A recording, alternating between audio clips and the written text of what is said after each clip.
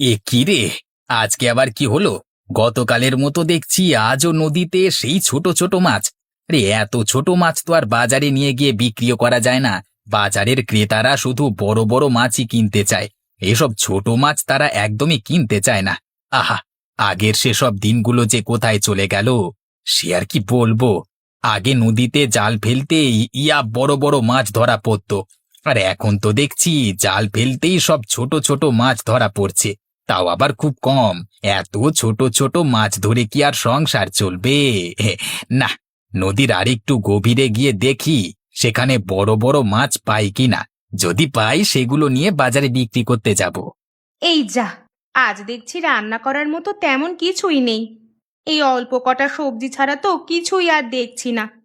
আজ তাহলে তো শুধু ভাত আর অল্প কটা সবজি দিয়ে একটু নিরামিষ রান্না করতে হবে। না, এসব এখন সবজি আর হাত দিয়েও ধরবো না। যাই, আগে ভাতটা রান্না করি। এরপরে দেখি রূপার বাবা বাজার থেকে কি কি বাজার করে আনে। বাজার করে আনলে তখন দেখা যাবে আজ কি রান্না করব। আমি বরং ততক্ষণে ভাতটা রান্না করে ফেলি। এই টুম্পা, চল, আজ আর খেলা হবে না। দেখ, একটু পরেই বৃষ্টি হতে পারে। আকাশটা কেমন কালো হয়ে এসেছে। তাতে কি হয়েছে রূপা? চল না আর একটু খেলি। আর বৃষ্টি নামলে আমাদের সমস্যা কোথায়? উল্টে বৃষ্টি নামলে তো আমরা বৃষ্টিতে ভিজে ভিজে গোসল করতে ও খেলতে পারবো। না রে টুম্পা, আমি বৃষ্টিতে ভিজে একদমই খেলতে পারবো না। তুই শুনিসনি, গত বছর আমাদের মোড়ল মশাইয়ের ছেলে বৃষ্টিতে ভিজে গোসল করেছিল, আর তাতেই তো তার অনেক ঠান্ডা লেগে গিয়েছিল। এরপরে তো ডাক্তার মশাইকে অনেক টাকা পয়সা দিয়ে ভালো করেছে। আর আমরা হলাম গরিব। আমাদের একটা অসুখ হয়ে গেলে বাবা মা কিভাবে চিকিৎসা করাবে বল? তার চেয়ে চল, বৃষ্টিতে না ভিজে বাড়িতে চলে যাই। আবার কাল যখন বৃষ্টি থাকবে না তখন খেলতে আসবো, কেমন? আচ্ছা, ঠিক আছে রূপা, তাহলে চল বাড়ি চলে যাই। এখানে আর এক মুহূর্ত অপেক্ষা করা ঠিক হবে না। যে কোনো সময় বৃষ্টি নেমে যেতে পারে। এই রে, আজ দেখছি নদীর সব জায়গায় শুধু ছোট ছোট মাছ ধরা পড়ছে। এভাবে ছোট মাছ ধরলে তো হবে না, আমাকে বড় বড় মাছ ধরতে হবে। এই রে, বৃষ্টি নামা যে শুরু হয়ে গেল। না না, এখন আর একদমই মাছ ধরা যাবে না। যাই, আমি বরং এই ছোট ছোট মাছগুলো নিয়ে বাড়িতে চলে যাই। বৃষ্টি যখন থামবে তখন আবার এসে মাছ ধরবো। এখন আর নদীর মাঝে বৃষ্টিতে ভিজে ভিজে একদমই মাছ ধরা ঠিক হবে না। এই যে বুড়িমা, আপনার কি হয়েছে শুনি? আপনাকে দেখছি সেই কখন থেকে আমার পিছু পিছু আসছেন। বলি কি, আপনি আবার পথ হারিয়ে ফেলেছেন না তো? আরে না না দিদি ভাই, আমি পথ হারাইনি। আসলে আমি এই পথ দিয়েই আমার মেয়ের বাড়ির দিকে যাচ্ছিলাম। কিন্তু দেখো, হঠাৎ আকাশ কালো করে বৃষ্টি নামা শুরু হচ্ছে। এখন আশেপাশে তেমন একটা বাড়ি ঘরও তো দেখতে পাচ্ছি না যে গিয়ে উঠবো। এই বৃষ্টির ভেতরে তো রাস্তা দিয়ে হেঁটে গেলে একেবারেই ভিজে যাব। তাই তোমার পিছু পিছু আসছিলাম। যদি একটা বাড়ি ঘর পাই তাহলে বৃষ্টি থামা পর্যন্ত বিশ্রাম নিব। ও, এই কথা? তাহলে তো ভালোই হলো। চলুন, আপনি আমার পিছু পিছু চলুন। আপনি এই বৃষ্টিতে না ভিজে আমাদের বাড়িতেই চলুন। যখন বৃষ্টি কমে যাবে তখন না হয় আপনি আপনার গন্তব্যে যাবেন। ধন্যবাদ তোমাকে মা, তুমি আমার যা উপকার করলে এটা আমি কখনোই ভুলবো না দিদি ভাই। আচ্ছা আচ্ছা, এবার আসুন, আমার পিছু পিছু আসুন। এ কি রে রূপা, তুই এই বৃষ্টির ভিতরে আমাদের বাড়িতে কাকে নিয়ে এসেছিস? চিনি না জানি না, হঠাৎ করে কোথা থেকে আসলো কে জানে।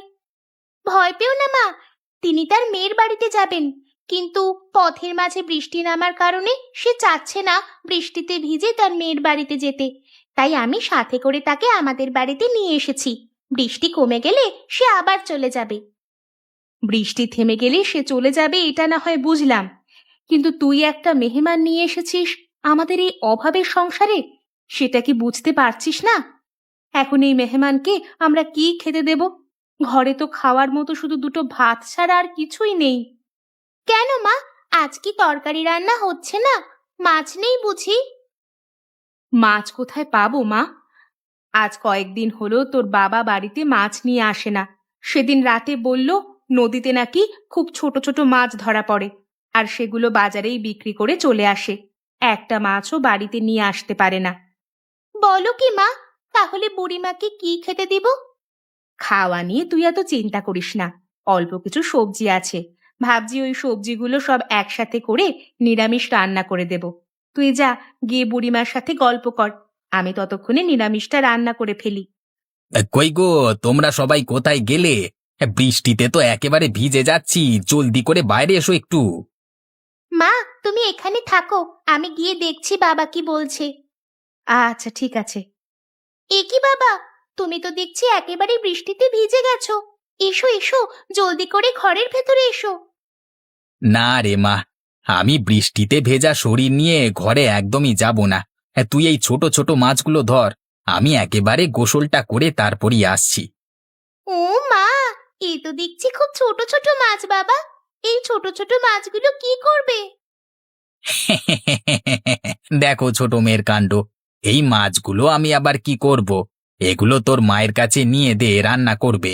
আজকে নদীতে বড় মাছ পাইনি, আর যে কটা ছোট ছোট মাছ পেয়েছিলাম সেগুলো বাজারে নিয়ে বিক্রি করতে পারবো না ভেবেই বাড়িতে নিয়ে এসেছি।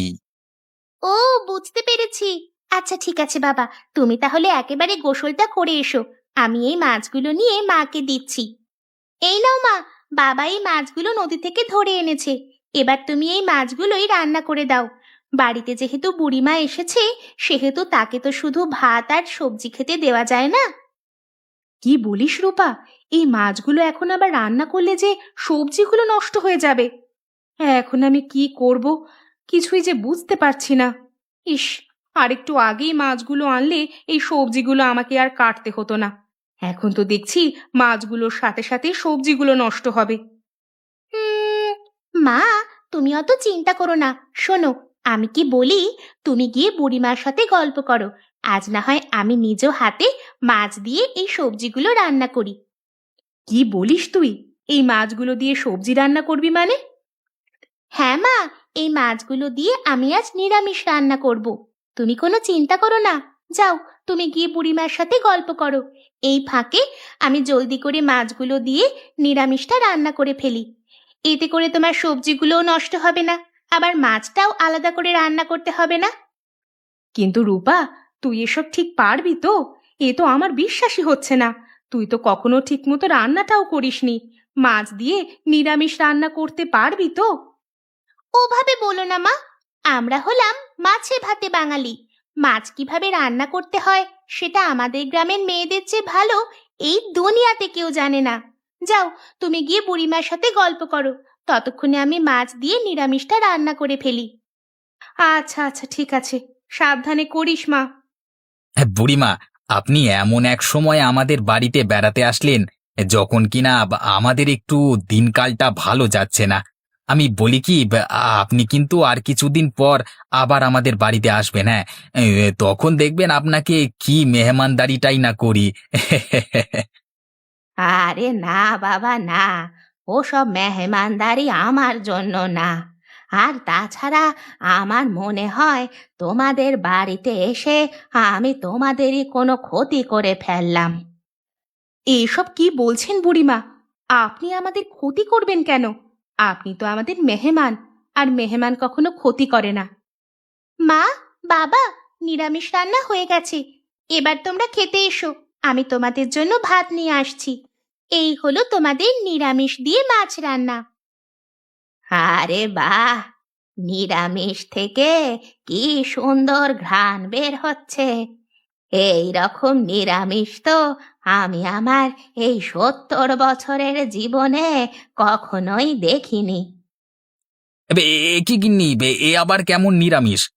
নিরামিষের ভেতরে আবার দেখছি মাছও আছে। হ্যাঁ গো, তোমার ছোট্ট মেয়ে নিজের হাতে রান্না করেছে। তুমি খেয়ে দেখো কেমন হয়েছে। তোমার মেয়ের হাতের মাছ দিয়ে নিরামিষ রান্না করা। আরে বাহ, আমার মেয়ে দেখছি একেবারে খাঁটি বাংলার মেয়ে। হ্যাঁ, মাছ কিভাবে রান্না করতে হয় ওর কাছ থেকে দেখছি সবাইকে শিখতে হবে। নিরামিষ দিয়ে মাছ রান্না জীবনে আমি প্রথম দেখলাম গিন্নি।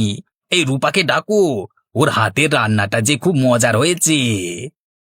খাও বাবা, তোমাদের কাছে মজা লাগলে তোমরা খাও। আমি তো প্রথমবারই রান্না করলাম মাছ দিয়ে সবজি, যাকে নিরামিষ মাছ বলে। রূপা দিদি ভাই, তোমার হাতে জাদু আছে। দেখবে, বড় হলে তুমি অনেক বড় এক রাঁধুনি হতে পারবে। তোমার হাতের রান্না খেয়ে 2 গ্রামের মানুষ খুব প্রশংসা করবে।